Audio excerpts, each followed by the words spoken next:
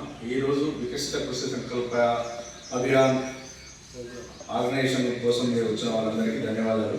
అలాగే మా రైతులందరికీ ధన్యవాదాలు. ఇది మంచి ప్రోగ్రామ్ సార్.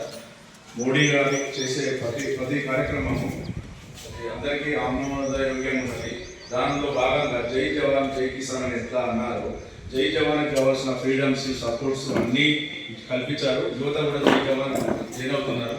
అదే జై కిసాన్ జైన్ కావడానికి చాలా ఇబ్బంది పడుతున్నారు. ఒక రైతుగా ఉండడానికి చాలా ఇబ్బంది పడుతున్నారు. ఎందుకు అంటే రైతుకు రక్షణ లేదు, ఇక్కడ భూమికి రక్షణ లేదు.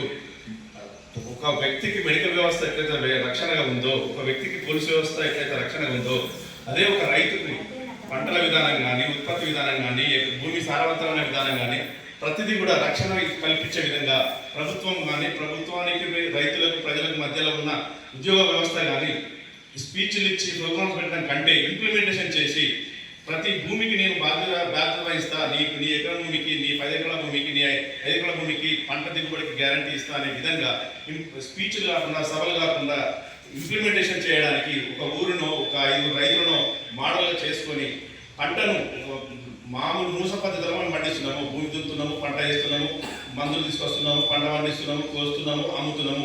దాంట్లో ఎకరంలో మాకు మిగిలేది 5 నుంచి 10-15 వేలు. అది వెదర్ అనుకూలిస్తే ఆ విధంగా కాకుండా 25% పెడితే 100% వస్తే 75% మిగులుతాయి, 25% ఖర్చులో పోతే 50% సేవింగ్ ఉంటుంది.